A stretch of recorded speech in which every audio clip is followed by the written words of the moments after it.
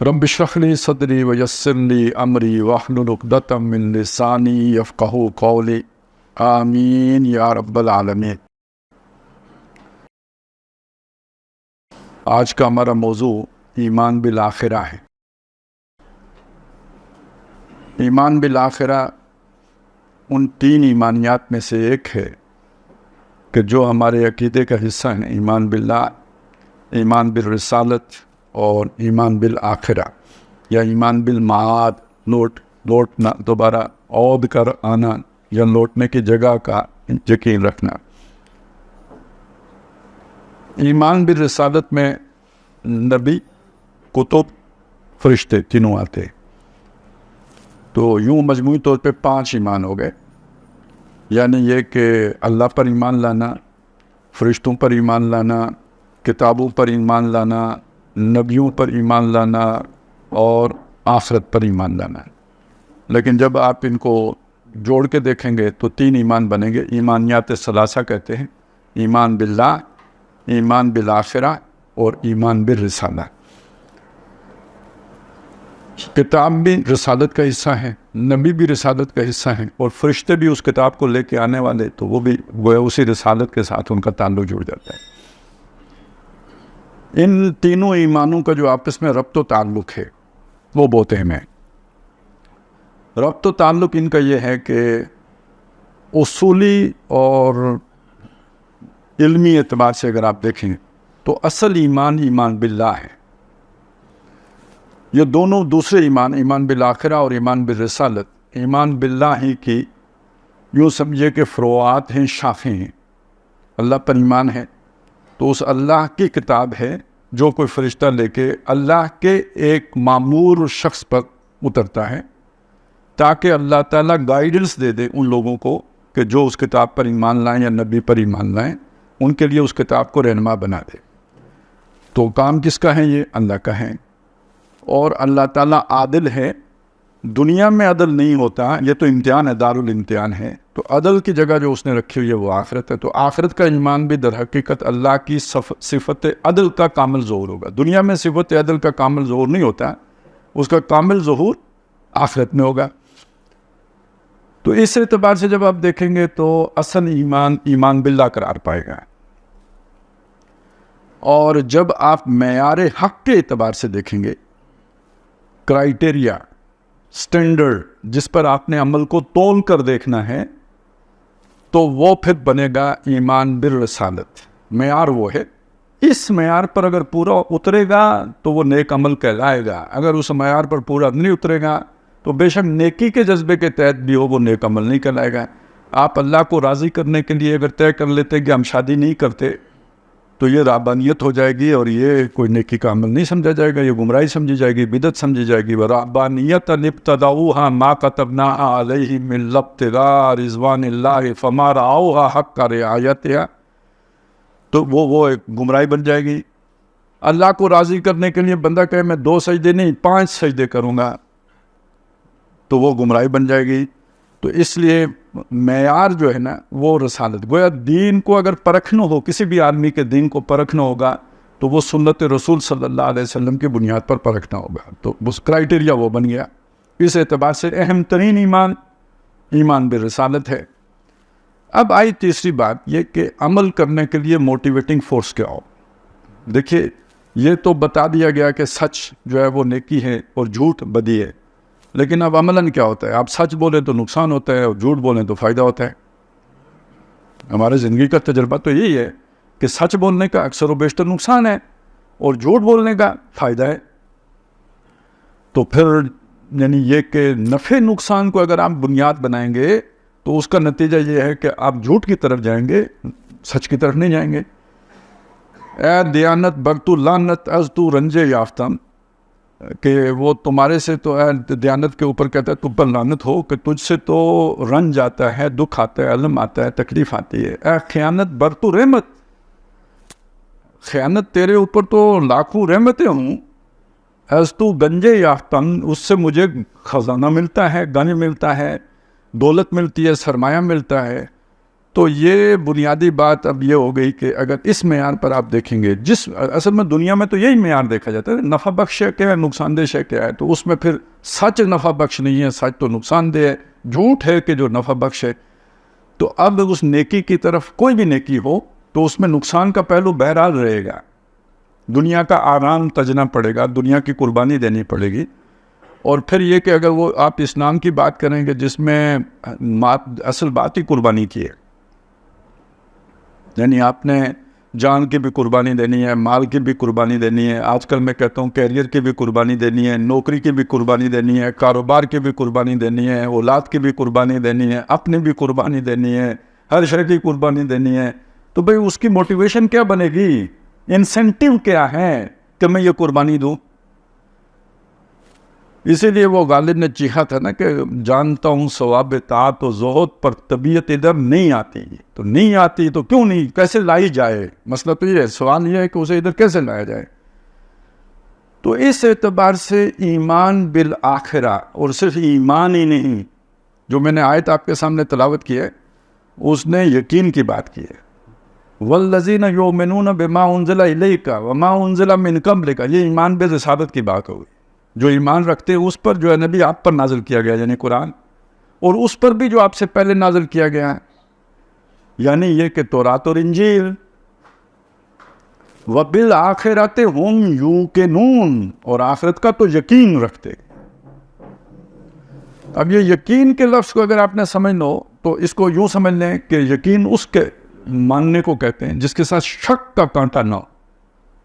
اگر کوئی شک ہے، ذرا سا بھی شک ہے، مشکوک ہے، پتہ نہیں یہ بات ہے یا نہیں ہے، یا یہ کہ اس کے وہ ہر وقت بالکل برننگ فیتھ کی طرح سامنے نہیں ہے، ذرا دھندلا ہے، دھندلا سوچ، وہ خیال، وہ تصور، وہ سوچ ذرا سی دھندلی ہے. کھول کے آنکھ میرے آئینہ افکار میں آنے والے دور کی ایک دھندلی سی تصویر دیکھ. اگر وہ آنے والی اس آخرت کی تصویر دھندلی ہے، یہ یقین نہیں ہے. یقین تو دھندلی تصویر نہیں ہوتی، بڑی کلیئر پکچر اگر آپ کے ذہن میں نہیں ہے تو یہ یقین کی کیفیت نہیں ہے. یہ ایک دھندلے یقین کی کیفیت ہے یا مشکوک یقین کی کیفیت ہے. اس دھندلے یقین اور مشکوک یقین کو قرآن مجید نے بیان کیا ہے. ان نظن الا ظنا، نہیں ہے مگر ہمیں گمان سا ہوتا ہے. وما نحن بمستيقنين، ہمیں اس کا یقین نہیں ہو پا رہا، گمان سا ہوتا ہے. اب ہم میں سے ہر کوئی ذرا آخرت کو سوچے نا. میں آپ کو دیکھ رہا ہوں، مجھے یقین ہے آپ میرے سامنے موجود ہیں، آپ مجھے دیکھ رہے ہیں، آپ کو یقین ہے کہ میں آپ کے سامنے موجود ہوں. جب ہم آخرت کو دیکھتے ہیں تو اسی طرح دیکھتے ہیں جیسے کلیئرٹی کے ساتھ ایک دوسرے کو دیکھتے ہیں، یا ذرا دھندلی سی تصویر بنتی ہے؟ تو اگر تصویر دھندلی سی بنتی ہے تو پھر یہ سمجھ لینا ان نظن الا ظنا وما نحن بمستيقنين کی کیفیت ہے. اس کیفیت کے ساتھ عمل کرنا بہت دشوار ہو جائے گا. لہٰذا اس کو جو نا قرآن مجید نے یہ بتایا ہے. چلے میں ایک اور طرح سے بات آپ کے سامنے رکھوں کہ جو آخرت کا یقین ہے نا، یہ آپ کے اندر جو جس جذبے کو پیدا کر دیتا ہے، جو موٹیویٹنگ فورس دیتا ہے یا ڈرائیونگ فورس دیتا ہے، اس کا نام قرآن مجید کی اصطلاح میں تقویٰ ہے. دیکھیں تقویٰ کے لفظ کو ذہن میں لے کے آئے. بنیادی مفہوم تقویٰ کا کیا ہے؟ بچنا. تو کس سے بچنا؟ دو معنی کیے گئے ہیں. ایک معنی یہ کہ اللہ کی نافرمانی سے بچنا، اور دوسرا معنی کیا ہے؟ اللہ کے عذاب سے بچنا. تو عذاب کہاں آنا ہے؟ آخرت میں آنا ہے.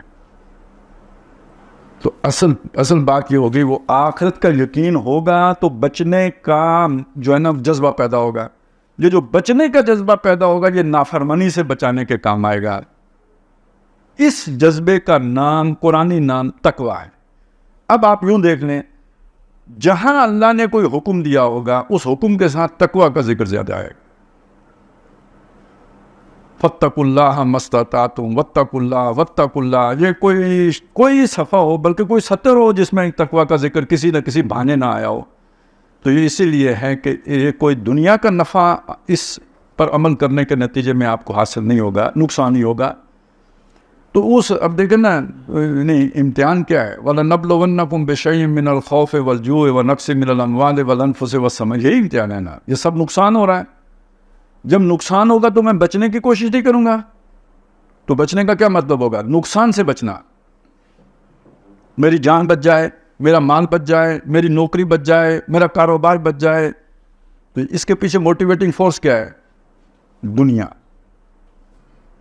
اب یہ دنیا کو اوور کم کر کے میں یہ سوچوں کہ یہ لٹانا ہے, کھپانا ہے, لگانا ہے, اس کو میں نے ختم کر دینا ہے, نیست و نابود کر دینا ہے, تو موٹیویٹنگ فورس کیا ہے؟ تو ہوگی تو یہ بات ہوگی نا, اس کے بغیر تو یہ کام ہو ہی نہیں سکتا. یہ ہے اصل, یعنی عمل کی بنیاد یقین آخرت بنتا ہے, اس کے بغیر نہیں ہوتا. یہی بات ہے وہ جو میں نے آیات ابھی آپ کے سامنے تلاوت کی تھی, اس میں بھی آئی ہیں. ان الانسان لیطغی, بے شک انسان سرکش ہو جاتا ہے. آج کل طاغوت کی بحث بہت ہے نا, یہ طاغوت کا لفظ اسی سے بنا ہے, تو یعنی پہ آ جانا, حد سے نکل جانا. انسان اپنی حدود سے آگے نکل جاتا ہے, پامال کر دیتا ہے, سرکشی پہ اتر آتا ہے. وہ جو ہے نا, جیسے سیلاب آتا ہے, دریا اپنی حدود سے باہر آ جاتا ہے, اسی طرح اللہ نے جو انسان کی حدود مقرر کیا ان سے باہر نکل جاتا ہے, باغی ہو جاتا ہے, طاغی ہو جاتا ہے. کیوں ہوتا ہے جی؟ ارآہ استغنیٰ, جب وہ دیکھتا ہے دنیا میں کوئی پکڑ نہیں ہے. یہ پکڑ نہیں ہے کا کیا مطلب؟ مطلب یہ کہ آدمی نے جھوٹ بولا, کوئی نقصان نہیں ہوا. وہ آپ کو یہاں پر اگر جنہوں نے ڈاکٹر صاحب کے درس سنے نا تو انہوں نے یہ بات سنی ہوگی کہ ڈاکٹر صاحب کہتے ہیں کہ بھائی انگارہ زبان پہ رکھو, چھاما پڑتا ہے, درد ہوتی ہے, تکلیف ہوتی ہے. کوئی پاگل بھی جو ہے نا انگارہ اٹھا کے زبان پہ نہیں رکھے گا, کیونکہ فوری نتیجہ نکلے گا جلن کی صورت میں. جھوٹ بولنے سے بھی ویسے ہی زبان جلتی, پھر کوئی بولتا نہیں بولتا ہے. تو جھوٹ بولنے سے چونکہ زبان نہیں جلتی, تو ارآہ استغنیٰ, جب وہ دیکھتا ہے اللہ بے نیاز ہے, کچھ بھی پکڑتا نہیں ہے, کچھ نہیں کہتا, اللہ کا حکم ٹوٹنے پر کوئی پہاڑ نہیں ٹوٹتا, کوئی آسمان نہیں گرتا, تو آدمی کہتا ہے کر دو, کیا ہے یہ, کوئی اتنا بڑا مسئلہ نہیں ہے. اس لیے انسان سرکش ہو جاتا ہے. یہ ہماری عام زندگی میں بھی ہے. دیکھیں نا, ہمارے یہاں جو ہے نا کیمرے ابھی کم لگے ہوئے ہیں, جہاں نہیں لگے ہوتے وہاں ہماری مرضی کی سپیڈ ہوتی ہے, جہاں لگے ہوتے ہیں وہاں ذرا اس حساب کی سپیڈ رکھ لیتے ہیں. اور لائنوں کی تو خیریت ہے نا, پاکستان میں ابھی لائنوں کا کوئی مسئلہ نہیں ہے, لیکن بیرون ملک آپ کو پتہ ہے یہ 80 کلومیٹر والی لائن ہے, یہ 100 والی ہے, یہ 120 والی ہے. تمام چیزوں کی آدمی پابندی کر رہا ہوتا ہے یا نہیں کر رہا تھا؟ کیوں؟ استغنا نہیں ہے, کیمرہ لگا ہوا ہے, مانیٹرنگ ہو رہی ہے, کیمرے کی آنکھ آپ کو دیکھ رہی ہے, تو پھر بندہ جو ہے نا متقی پرہیزگار ہے, لائن نہیں تبدیل کرے گا غلط طریقے سے. یہی پرہیزگاری ہے نا, پرہیز کر رہا ہے. کس کو؟ قانون توڑنے سے پرہیز کر رہا ہے. کیوں؟ کیمرہ دیکھ رہا ہے. تو اگر کیمرہ نہیں دیکھ رہا, جہاں نہیں دیکھ رہا, تو وہاں جو انسان جو کر رہا ہوتا ہے وہی کر رہا ہوتا ہے. یہ دنیا میں جو مہذب ممالک بھی شمار ہوتے ہیں, وہاں اگر پولیس نہ ہو, وہاں اگر لائٹ چلی جائے رات کو, اندھیرا چھا جائے, پھر آپ کو معلوم ہے جو کچھ ہوتا ہے. کیوں؟ استغنا ہے, کوئی پکڑ نہیں سکتا نا کہ کس نے کیا حرکت کی ہے, تو کیے جاؤ. تو یہ آپ سمجھ لیں کہ اصل میں انسان کی یہ کمزوری ہے کہ جہاں وہ دیکھتا ہے کہ پکڑ نہیں ہوگی وہاں وہ سرکش ہو جاتا ہے. یہ اس کی فطرت ہے. فطرت نہیں کہنا چاہیے, یہ اس کی سرشت ہے, اس کی جبلت ہے, یہی اس کی جو ہے نا انسٹنکٹیو بیہیویئر اس کا یہی ہے. اب اس شے کو سیدھا کیا کرے گا؟ میں نے یہ اس کے اوپر کیمرہ کون سا لگنا ہے؟ ان الی ربک الرجعی, بے شک تجھے اپنے رب کی طرف مراجعت کرنی ہے, رجوع کرنا ہے, پلٹ کے جانا ہے. رجوع کا لفظ پتہ ہے نا, ایک ہمیں وہ طلاق والے مسئلے میں تو بہت اچھی طرح پتہ ہے نا, عدت کے دوران رجوع کر سکتے ہیں, یعنی واپس پلٹ کے آ سکتے ہیں. آپ نے طلاق آزاد کر دی, ایک طلاق دے کے وہ وہاں تک آزادی دے دی, پھر پلٹ کے اس کے پاس چلے گئے, تو یہ رجوع ہو گیا. تو ان الی ربک الرجعی, تمہیں رجوع کرنی ہے اپنے رب کی طرف. ابھی تم باغی ہو کے نکل گئے ادھر, یہ یقین کر لو کہ لوٹ کے اپنے رب کے پاس آنا ہے. تو بس یہ کانسیپٹ جب تمہارا کلیئر ہوگا نا, یقین کی کیفیت والا, باقی سارے کام خود بخود سیدھے ہو جائیں. کوئی اور مرشد چاہیے ہی نہیں, اے مرشد کافی ہے گا. اب اگلی بات سنیں, اس مرشد کے بغیر, یہ جو آخرت والا مرشد ہے نا, اس کے بغیر کوئی مرشد آپ کو نہیں سیدھا کر سکتا. اور اگر کرے گا تو کچھ وقت کے, جب تک وہ دیکھ رہا ہے تو بس آپ نیک ہیں, جب اس کی آنکھ ہو جل تو پہاڑ ہو جل. اور مرشد تو ہر وقت حاضر ناظر تو نہیں ہوتا نا, تو لوگ مرشد کو بھی, آپ کو پتہ ہی ہے آج کل مرشد کے ساتھ بندے کیا کرتے ہیں. تو کوئی مرشد نہیں چلتا, سب بکواس ہے, ہو ہی نہیں سکتا. یہ تو صرف نبی کے ساتھ لوگ منافقتیں کر جاتے ہیں, کرتے یا نہیں کرتے. یہ صرف آخرت کا یقین ہے جو بندے کو سیدھا رکھ سکتا ہے. اور اس مرشد کے بغیر, اب اگلی بات یہ بھی سمجھ لیں, قرآن بھی اثر نہیں کرتا. مرد نادام پہ کلام میں نرم و نازک بے اثر, پھول کی پتی سے کٹ سکتا ہے ہیرے کا جگر. مرد نادام پہ کلام میں نرم و نازک بے اثر, قرآن بھی بے اثر. وَإِذَا قَرَأْتَ الْقُرْآنَ جَعَلْنَا بَيْنَكَ وَبَيْنَ الَّذِينَ لَا يُؤْمِنُونَ بِالْآخِرَةِ حِجَابًا مَسْتُورًا. اے نبی صلی اللہ علیہ وسلم, جب آپ قرآن پڑھتے ہیں, اور ظاہر ہے حضور سے بہتر قرآن کون پڑھ سکتا ہے, جب آپ قرآن پڑھتے ہیں تو ہم آپ کے درمیان اور جو لوگ آخرت کا یقین نہیں رکھتے ان کے درمیان ایک حجاب طاری کر دیتے ہیں جو نظر نہیں آتا. حجابًا مستورا, حجاب ہے, مستور ہے, ستر ہوتا ہے نا, ستر چھپا, مستور جس کو چھپا دیا گیا, تو وہ ایک چھپا ہوا حجاب طاری کر دیتے ہیں. وَجَعَلْنَا عَلَىٰ قُلُوبِهِمْ أَكِنَّةً أَن يَفْقَهُوهُ, ان کے دلوں کے اوپر ہم ایسا پردہ طاری کر دیتے ہیں وہ اسے سمجھ ہی نہیں سکتے. وَفِي آذَانِهِمْ وَقْرًا, کانوں میں ثقل ہوتا ہے, یعنی کانوں کے ثقل کا مطلب ہے آواز انہیں آتی ہے, سمجھ نہیں آتی. مخارج کا پتہ لگتا ہے یہ آئین نکالا ہے, صحیح نکالنا ہے کہ نہیں نکالنا ہے, سا نکالنا ہے کہ سنگ نکالنا ہے, یہ سمجھ آتا ہے. لیکن یہ کہ وہ حلق سے نیچے اترے, یہ اللہ کے نبی کا کہنا ہے نا, کہ وہ پڑھیں گے بڑی خوش اعلانی کے ساتھ, لیکن قرآن ان کی حلق سے نیچے نہیں اترے گا. کیوں نہیں اترے گا؟ دنیا دار ہیں. اب اسی چیز کے ساتھ جوڑ لیں کہ وہ جو حدیثیں ہیں کہ دل, انسان کے دل کو زنگ لگ جاتا ہے. ان هذه القلوب تستع كما يستع الحديد, یہ دل بھی زنگ آلود ہو جاتے ہیں جیسے لوہا زنگ آلود ہوتا ہے. اذا اصابہ الماء, جب اسے پانی لگتا ہے. قیل ما جلاؤها یا رسول اللہ, پوچھا گیا اللہ کے رسول اس دل کے زنگ کو دور کرنے کا طریقہ کیا ہے؟ قال کثرت ذکر الموت, موت کو بکثرت یاد رکھنا. موت, اگر دیکھیں نا, آخرت کا تصور ذرا مشکل ہے, مطلب وہ تو کسی نے نہیں دیکھی. وہ مرنے کا تو کافر کو بھی یقین ہوتا ہے کہ مرنا ہے, یہ تو کوئی مشکل کام نہیں ہے نا. یہ زندگی شروع ہوئی, یہ جا کے ختم ہوئی, یہ تو سب کے سامنے ہے. تو موت کو بکثرت یاد رکھنا, و تلاوت القرآن, اور قرآن مجید کی تلاوت کرنا. اگر دو کا کمبینیشن بنے گا جو جا کے دل کے اس زنگ کو دور کرے گا. اب دل کے اوپر اصل میں دو چیزیں ہیں. ایک تو دل کے ساتھ جڑی ہوئی شے ہے وہ روح جو اللہ کی طرف سے آئی, وہ کمزور ہو گئی ہے, اسے غذا نہیں ملی, تو اس کی غذا قرآن مجید ہے. اس کی تلاوت اس کے اندر جلا پیدا کرے گی, تجلیہ روح. اور اس نے جو روشنی منعکس کرنی ہے وہ تھرو قلب کرنی ہے, دل کے. اس کے اوپر اگر زنگ ہے, جیسے وہ لانٹین کے شیشے کے اوپر اگر آ جائے کالک, سیاہی آ جائے, تو بے شک اندر بتی جل رہی ہو, وہ روشنی کا انعکاس نہیں ہوگا. بتی اگر کمزور ہوگی تو بھی روشنی کم ہے. تو اس بتی کی روشنی کو بڑھانے کے لیے قرآن مجید روح کے لیے بنے گا وہ تیل جو اس کے اندر جلے گا اور اس کو روشنی دے گا. لیکن اس کے انعکاس کے لیے اور اس کے پھیلاؤ کے لیے اور اس کی چمک میں اضافہ کرنے کے لیے وہ آئینہ قلب جو ہے اس کا روشن ہونا, صاف ہونا, زنگ سے پاک ہونا وہ ضروری ہے. تو وہ زنگ سے پاک اسے یہ قرآن مجید کرے گا, وہ سیکل کرے گا اسے. اب وہ روشنی نور علی نور کی صورت بنے گی. نہیں تو وہ وَمَن لَمْ يَجْعَلِ اللَّهُ لَهُ نُورًا فَمَا لَهُ مِن نور کی کیفیت ہوگی. لیکن اس میں کی رول کس چیز کا ہے؟ موت اور آخرت کا یقین. اب اسی چیز کو ایک اور انداز میں ہم دیکھتے ہیں, یعنی یہ دو چیزیں ذہن میں رکھیں, قرآن مجید کی تلاوت اور موت کا.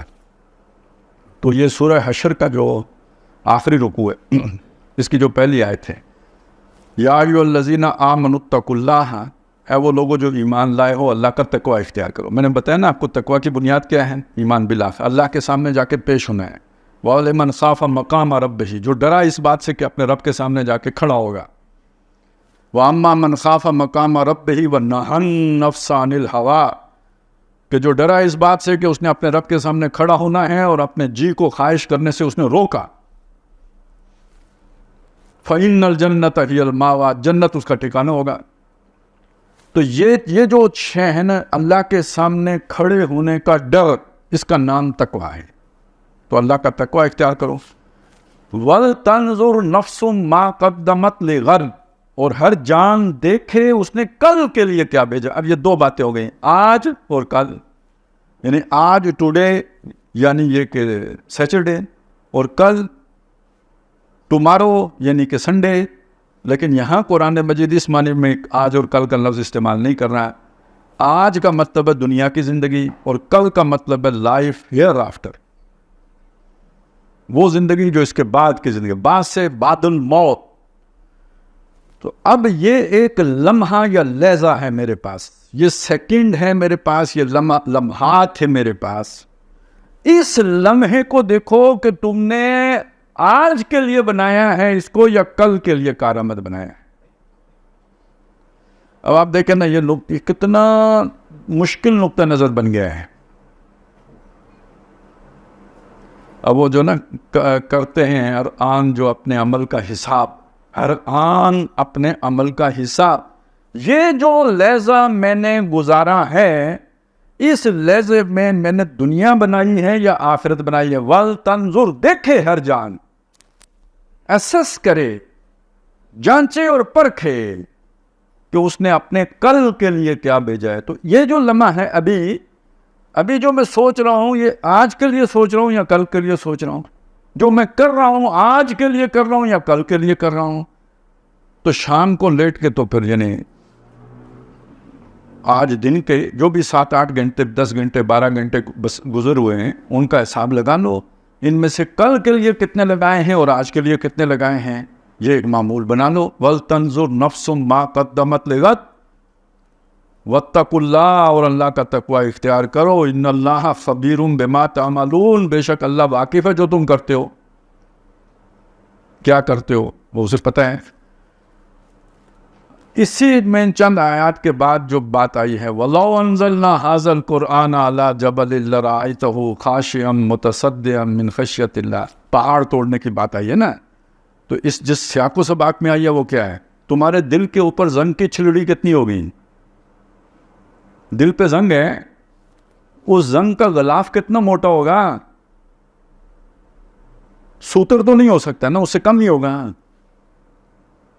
تو جس قرآن کی صلاحیت یہ ہے کہ پہاڑ پھاڑ دے، وہ تمہارا یہ غلاف زنگ کا نہیں اتار سکتا۔ اب یہ دوسرے مرشد کی سمجھ آ گئی ہے نا، آرام پہ نہیں، دیکھو جو اس مرشد سے ہٹ گیا نا، اس کو پھر کوئی مرشد وہی ملے گا جو اسے چرس پلائے گا۔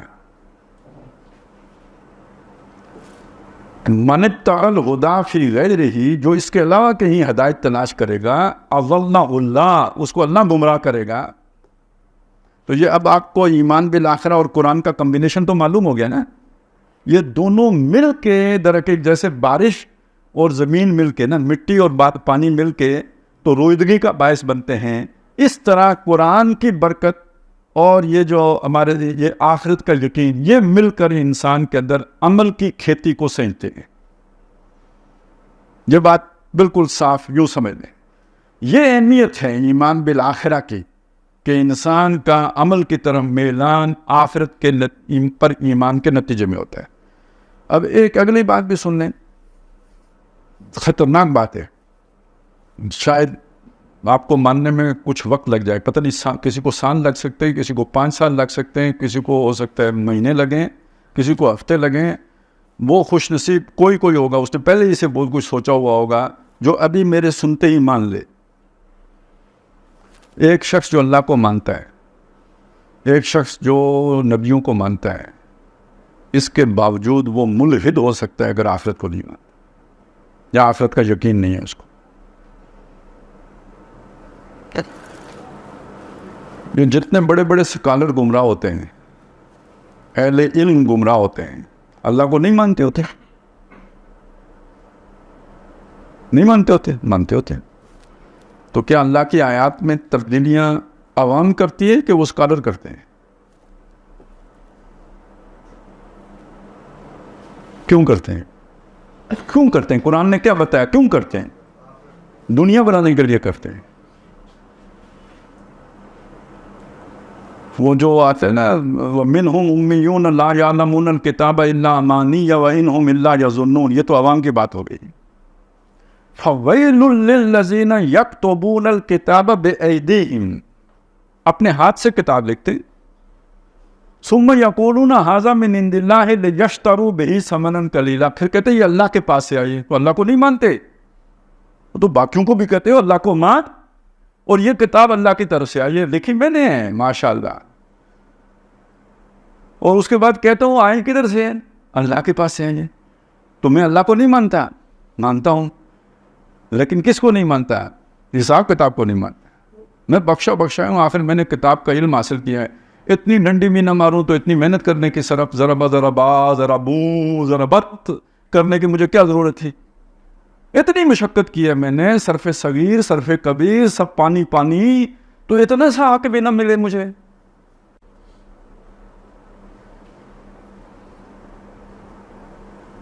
ہو گیا مولد یا نہیں ہوگا؟ اعلان کس شے کو کہتے ہیں؟ اعلان دیریت کو نہیں کہتے. اعلان کج ہونے کو کہتے ہیں، ٹیڑھا ہونے کو کہتے ہیں. لحد ہوتی ہے نا قبر، ایک قبر ہے ایک لحد ہے. قبر وہ جو سیدھی آپ کھودتے جو عام طور پر ہمارے ہاں ہوتی ہے وہ قبر کہلاتی ہے. لحد وہ جو بغلی قبر ہوتی ہے، پہلے سیدھے جاتے ہیں پھر جا کے اس کو ٹیڑھا کرتے ہیں اور اندر مردہ رکھ کے پیچھے وہ گڑے شڑے پہلے لگا کے پھر پوری مٹی سے بھر دیتے ہیں. یہ لحد ہوتی تھی جو آگے جا کے ٹیڑھی ہو گئی. یہ جو بندہ سیدھا چلتے چلتے ٹیڑھا ہو گیا، فَلَا أُقْسِمُ بِالْخُنَّسِ، وہ جو چلتے چلتے الٹے ہو گئے. جو ہم دعا کرتے ہیں ربنا لا تزغ قلوبنا بعد اذ ہدیتنا، اے ہمارے رب ہمارے دلوں کو کج نہ کر دیجیے بعد اس کے کہ آپ نے ہمیں ہدایت دی ہوئی ہو. تو یہ ہدایت ملنے کے بعد دل کج کیوں ہوتے ہیں؟ دنیا کی محبت. فی قلوبہم مرض فزادہم اللہ مرضا. وہ جب مرض بڑھ جاتا ہے دنیا کا تو اس کے نتیجے میں یعنی دنیا آخرت کے مقابلے میں اولیت حاصل کر لیتی ہے، تو اب دین کو بھی بیچا جائے گا. یہ علاج ہے، سیدھا چلتے چلتے ٹیڑھا ہو جانا. تو بعض یہ تھوڑا سا مضمون ذہن میں رکھیں. بعض لوگ کہتے ہیں اس نے توحید پہ بڑا کام کیا. تو توحید پہ تو شیطان نے بھی کام کیا تھا، میں کسی غیر اللہ کو سجدہ نہیں کرتا. ہاں، اس سے بڑا موحد کون ہے جس نے اللہ کی بھی نہیں مانی کہ میں توحید کو نہیں چھوڑوں گا.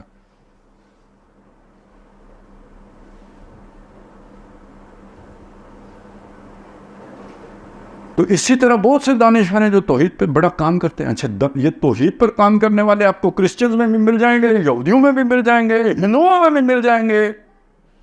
تو وہ پھر نتیجہ کیا نکلے گا اس توحید کا؟ مسجد مندر ہکڑو نور.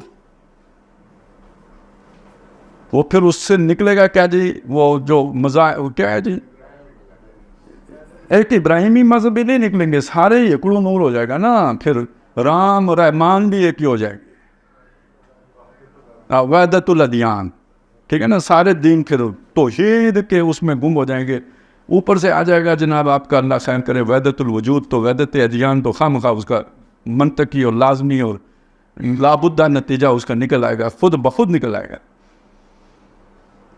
وہاں تو فرعون بھی جو ہے نا دریائے عدم میں غرق ہو جائے گا، مطلب وہ کیا کہتے ہیں دریائے توحید ہی میں غرق ہوا نا. من تو وہ کیا تاکس نہ گوید باد ازی من دیگرم تو دیگری من تن شدم تو کیا من تو شدم تو من شدی من تن شدم تو جان شدی تاکس نہ گوید باد ازی من دیگرم تو دیگری. تو ہکڑو نور تو ہکڑو ہی نور ہو گیا نا.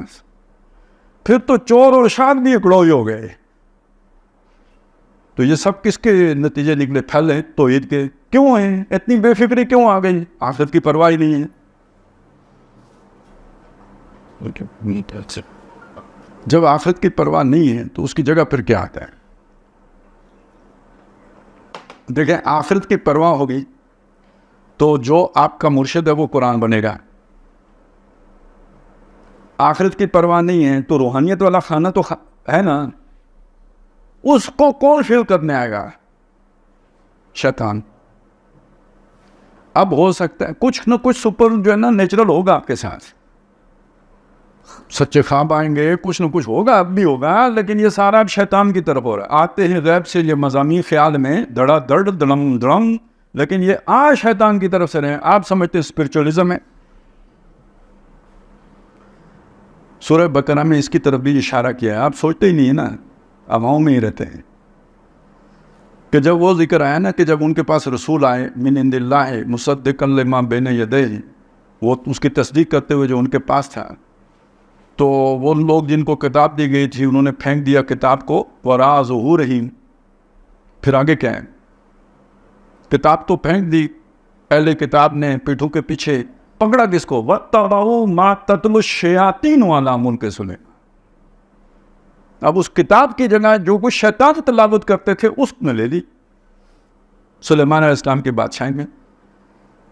اور وَمَا أُنزِلَ عَلَى الْمَلَكَيْنِ بِبَابِلَ ہاروت و ماروت, اور جو 2 فرشتوں پر اترا تھا بابل شہر میں ہاروت اور ماروت پر, اس کی ان جادو کی پیروی کر دی. وَمَا يُعَلِّمَانِ مِنْ أَحَدٍ, وہ فرشتے کسی کو وہ جادو نہیں سکھاتے تھے, حتیٰ یقولا, جب تک اس سے کہہ نہیں دیتے تھے دونوں کہ ہم تو فتنہ ہیں. فَيَتَعَلَّمُونَ مِنْهُمَا مَا يُفَرِّقُونَ بِهِ بَيْنَ الْمَرْءِ وَزَوْجِهِ, تو پھر وہ سیکھتے تھے اس کے ذریعے سے وہ چیز جس کے ذریعے سے میاں بیوی کے درمیان جدائی پیدا کرتے تھے.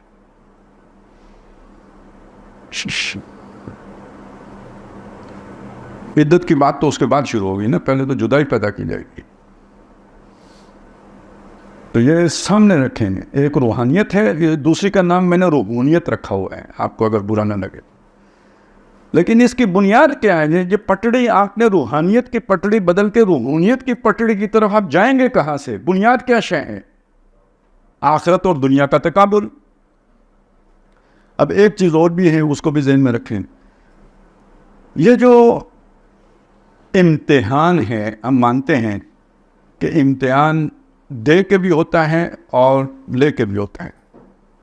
دنیا امتحان ہے, لِيَبْلُوَكُمْ أَيُّكُمْ أَحْسَنُ عَمَلًا, یہی قرآن نے بتایا نا. اب یہ یعنی حقیقی تقاضا کیا ہوگا؟ جب آپ کا ایمان جو ہے بیلنسڈ ایمان ہوگا, اللہ پر بھی ایمان ہے, رسالت پر بھی ہے, آخرت پر بھی ہے, تو دنیا آپ کو امتحان معلوم ہوگی. امتحان معلوم ہوگی تو آپ کے پاس اگر کوئی عہدہ ہے, اگر کوئی آپ کے پاس دولت ہے, اقتدار ہے, آپ کے پاس کوئی قابلیت ہے, اس کو آپ کیا سمجھیں گے؟ عطا, امتحان. اور اگر آپ کا کوئی نقصان ہو گیا ہے تو سزا, دنیا میں سزا ملتی ہے, امتحان. اب یہ مضمون قرآن مجید میں اللہ تعالیٰ نے سمجھایا ہے. فَأَمَّا الْإِنسَانُ إِذَا مَا ابْتَلَاهُ رَبُّهُ, انسان کا معاملہ یہ ہے کہ جب اس کا رب اس کو امتحان میں ڈالتا ہے, آزماتا ہے, ابتلا میں ڈالتا ہے, آزمائش میں ڈالتا ہے, اس آزمائش کے لیے کیا کرتا ہے؟ فَأَكْرَمَهُ وَنَعَمَهُ, اس کی عزت دنیا میں بڑھا دیتا ہے, یعنی بہت رتبے والا کر دیتا ہے, اور اسے خوب نعمتیں دیتا ہے. فَيَقُولُ رَبِّي أَكْرَمَنْ, وہ یہ نہیں کہتا کہ دیوی دیوتا نے دیا, مرشد نے دیا, پیر نے دیا, پروہت نے دیا, پنڈت نے دیا, پادری نے دیا, یہ نہیں کہتا. ربی اکرمن, میرے رب نے مجھے عزت دی. توحید کی حد تک تو بات ٹھیک ہو گئی, لیکن اس میں کوئی نہ کوئی گڑبڑ ہے, وہ آگے آئے گی کیا گڑبڑ ہے. دوسری بات, وَأَمَّا إِذَا مَا ابْتَلَاهُ, جب اس کا رب اسے آزماتا ہے, فَقَدَرَ عَلَيْهِ رِزْقَهُ, اس کو رزق دیتا ہے ناپ تول کر, وہ فراوانی ختم, اور اب حساب کتاب کا ہینڈ ٹو ماؤتھ. فَيَقُولُ رَبِّي أَهَانَنِ, وہ کہتا ہے میرے رب نے میری بےزتی کی. یہ نہیں کہتا جادو ہو گیا, فلاں کی نظر لگ گئی, یہ نہیں کہتا رب نے بےزتی کر دی. کلا, غلط کہتا ہے. کیوں غلط کہتا ہے؟ اس لیے کہ وہ کہتا ہے کہ عزت دے دی. عزت نہیں دی تھی, امتحان دیا تھا. وہ کہتا ہے بے عزتی ہو گئی. بے عزتی نہیں کی, امتحان تھا. عزت اور بے عزتی کا دن تو آخرت ہے. یوم یجمعکم لیوم الجمع ذالک یوم التغابن, وہ جمع ہونے کا دن جس دن ہم تمہیں جمع کریں گے, وہ ہے ہار اور جیت کا دن, عزت اور بے عزتی کا دن. تم نے ادھر کدھر عزت بے عزتی کا فیصلہ, اس کا مطلب تمہیں اس دن کا ہوش ہی نہیں ہے. تو پھر انسان دنیا کی عزت کو عزت سمجھے گا, دنیا کی ذلت کو ذلت سمجھے گا, اس پیمانے پر دیکھے گا. اب وہ نیکی کا کام بھی اس لیے نہیں کرے گا کہ اس سے بے عزتی ہو. میں سچ بات کہوں گا لوگ ناراض ہو کے تو جو ہے نا ٹرولنگ شروع کر دیں گے. تو میں اس لیے نہیں کہتا, میں نے عزت بچانی ہے, بڑی عزت والا آدمی ہے, اس نے عزت بچانی. تو جسے آخرت کی پرواہ ہوگی اسے اس عزت کی پرواہ پھر نہیں ہوگی. وہ کہے گا سچ کہنا ہے, گونگا شیطان نہیں بننا ہے, جو بات صحیح ہے وہ کہوں گا, کسی کو اچھی لگے یا بری لگے, اپنے بھی خفا مجھ سے, بیگانے بھی ناخوش. اب آپ کو سمجھ آئے نا, عمل کے لیے موٹیویٹنگ فورس آخرت کے علاوہ کچھ ہو سکتا ہے جب عزت داؤ پہ لگی ہو تو. اور اگر آخرت کا یقین نہ ہو, آخرت کا یقین نہ ہو تو پھر انسان کو جو رذائل گھیر لیتے ہیں وہ کیا ہیں, ان کا کچھ نقشہ ہے جو قرآن مجید نے پیش کیا. آخری صورتوں میں بہت ملے گا آپ کو. ارائیت الذی یکذب بالدین, آپ نے دیکھا اس شخص کو جو روز جزا کو جھٹلاتا ہے, بدلے کو, آخرت کو جھٹلاتا ہے, اللہ کی عدالت کو جھٹلاتا ہے. فذلک الذی یدعو الیتیم, یہ وہ شخص ہے جو یتیم کو دھکے دیتا ہے, کمزور کو دھکے دے گا, جو طاقتور ہوگا اسے سلوٹ مارے گا, بکری کو وہاں سے ہٹ کرے گا جہاں سے تمہیں پتہ بھی نہیں چلے گا, اور بش کے آگے پاؤں میں لیٹے گا. پھر یہی معیار ہے نا. وہ ہمارے یہاں کہتے ہیں ڈاڈے ہی دیکھی ساشنا, لسے ہی دیکھی رو چڑھنا, کہ جب آپ کے سامنے کوئی طاقتور آ جائے اس نے ڈانٹ ڈپٹ دی, آپ مسکراتے رہیں گے کہ آپ کے لبوں سے پھول جھڑ رہے ہیں. تو میں تو مطلب انہیں اٹھانے کے لیے, چومنے کے لیے, سر پہ ڈالنے کے لیے بے چین ہوں. تو وہ یہ کیفیت ہوگی. اور اگر کسی کمزور ماتڑ بندے سے تھوڑی سی بھی غلطی ہو جائے تو پھر آپ کا جو ہے نا وہ ٹیڑھے منہ سے, انگریزی شریف میں گالیوں کا پورا جو نا پہاڑ اگلتے ہیں جو آپ, وہ پھر پتہ چلتا ہے آپ کے اندر کیا ہے. تو یہ ذرا طاقتور کو دیکھ کے مسکراہٹیں, اور کمزور کو دیکھ کے غصہ اور بلبلانا اور تل ملانا اور اس کے اوپر جو ہے نا وہ گھرانا, یہ کیفیت کیوں؟ اور چونکہ یتیم کمزور ہے, اس کا کوئی پوچھنے والا نہیں, تو اس کے سارے حقوق بھی غصب کر لو. فذلک الذی یدعو الیتیم ولا یحض علی طعام المسکین, کوئی بھوکا مر رہا ہو خود کیا کھلائے گا, کسی دوسرے کو بھی نہیں کہتے یار اس کا کچھ خیال کرو. اور اس سے گھٹیا انسان کا آپ کو تصور کر سکتے ہیں. وَلَا تُطِعْ مَنْ أَغْفَلْنَا قَلْبَهُ عَنْ ذِكْرِنَا وَاتَّبَعَ هَوَاهُ وَكَانَ أَمْرُهُ فُرُطًا, اپنی خواہش نفس کی پیروی کرے گا. جو من موجی ہے نا, اس کو تو آخرت کی کوئی پرواہ نہیں تو کس کی اتباع کرے گا؟ جو دل میں آئے گا, جسے ہم من موجی کہتے ہیں, من مرضی کی زندگی بسر کرنے والا. اور بھی پتہ نہیں کیا کیا اسی طرح کے کچھ الفاظ آتے ہیں. اب اسی میں میرا جسم میری مرضی شامل کر لیں, میرا مال میری مرضی شامل کر لیں, میرا ملک میری مرضی شامل کر لیں, یہ ساری ایک ہی بات ہے, میری مرضی چلے گی. افرأیت من اتخذ الہہ ہواہ, آپ نے دیکھا اس شخص کو جس نے اپنی خواہش نفسی کو اپنے الہ بنا کے رکھا ہوا ہے, جو دل میں آتا ہے وہ کرتا ہے. تو دل میں کیا آتا ہے؟ دل میں کیا آتا ہے؟ سب سے بڑی بات جو آتی ہے تکبر, باقی گھٹیا میں آنا, لالچ, دنیا میں بڑا بننے کے لیے نعمتیں دنیا کی, تو دنیا کی نعمتوں کا لالچ, زر زمین, جب یہ سب میں ہی سمیٹوں, میرا ہی ہو سب کچھ. علواً فی الارض, زمین کے اندر سربلندی حاصل کرنا, اقتدار حاصل کرنا. اب اس کی ایکسٹریم کی مثال ہے نا, ہٹلر ہے یا اسکندر اعظم ہے, یہ ساری ایکسٹریم کو کروڑوں لوگ مار دو, میرا اقتدار قائم کر دو. وَتِلْكَ الدَّارُ الْآخِرَةُ لَا کیا ہے جی, تِلْكَ الدَّارُ الْآخِرَةُ لَا نَجْعَلُ لِلَّذِينَ دار الآخرة میرے عادت الذین لا یریدون علوا فی الارض ولا فسادا, جو نہ زمین میں سرکشی, بلندی, اقتدار چاہتے ہیں, نہ فساد مچاتے ہیں. تو سارا فساد کیوں مچے گا؟ دنیا کی جو محبت ہے اس کے نتیجے میں بچے گا.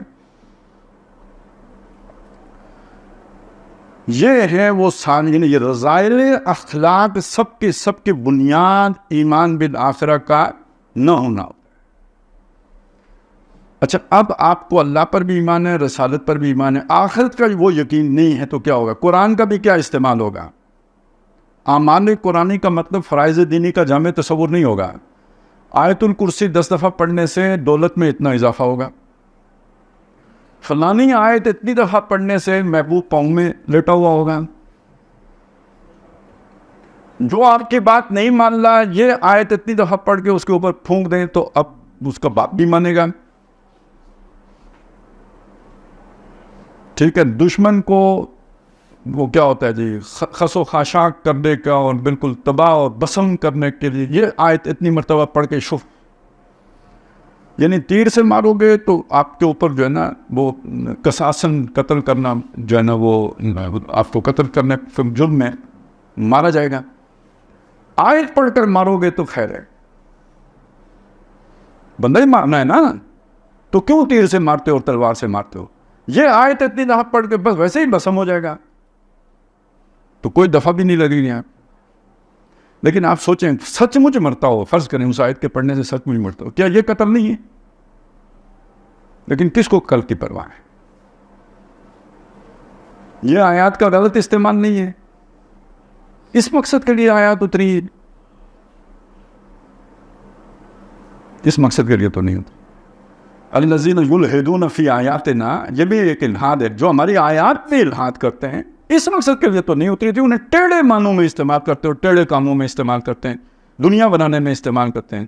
اور نماز بھی اس لیے پڑھے گا کہ صبح سویرے پہلی نماز پڑھتے ہیں تو سویرے اچھے لوگوں کے ساتھ مسجد میں جو ہے نا آمنا سامنا ہوتا ہے, منہ اچھے شریف آدمی کے رکھتے ہیں تو دن میں برکت ہوتی ہے, کاروبار صحیح چلتا ہے, باس خفا نہیں ہوتا, ڈانٹ ڈپٹ نہیں کرتا, کل کی چھٹی اگر مانگنے جائیں تو دے دیتا ہے. صبح اچھے بندے کے منہ لگا کرو, مسجد جایا کرو. تو کدھر گئی آخرت تو جنت تو اللہ کی پیشی کچھ نہیں, اچھے دے فائدہ نقد و نقدی, یہاں سودا دست بدستی ہے, ادھر نماز پڑھ ادھر فوری فائدہ لے. تو یہ سمجھ نہیں, یہ پھر تمام گھٹیا کردار جو ہے نا وہ اس سے وجود میں آتے ہیں جب آپ کے ذہن میں آخرت کا تصور نہ ہو, اور کردار کے اندر کوئی دیکھیں یہ جو قربانی دینا ہے, ایثار کرنا ہے, یار میں نہیں کھاتا تو کھا, حق میرا ہے, تو دبانا چاہتا تجھے نصیب ہو, میں نہیں مطالبہ کرتا. یہ کردار آپ کو بہتر کردار لگتا ہے یا نہیں لگتا ہے؟ اور یہ کون یہ کردار نبھا سکتا ہے جسے کل کا پتہ ہے؟ وَلْتَنْظُرْ نَفْسٌ مَا قَدَّمَتْ لِغَدٍ, یہ ہر وقت سامنے ہوگا تو پھر یہ سارا بہت آسان ہوگا, اس کا یقین نہیں ہوگا تو پھر بہت بڑی گڑبڑ ہے. تو آج ہم نے صرف یہ چیز سمجھی ہے کہ یہ ایمان بالآخرہ کی اہمیت کیا ہے. اب ہم اسے جو ہے نا اگلی نشست میں انشاءاللہ تعالیٰ دیکھیں گے کہ یہ جو دنیا کی محبت اور آخرت کی محبت, اس کا جو کمپیریزن ہے نا, یہ سارا آپ کے سامنے قرآن مجید کی آیات کی روشنی میں ہم رکھیں گے تو اس سے ایک اور پہلو ہمارے سامنے, یہی باتیں ایک نئے انداز میں اجاگر ہو کے آ جائیں گی. اقول قولی ھذا واستغفر اللہ لی ولکم ولسائر المسلمین والمسلمات.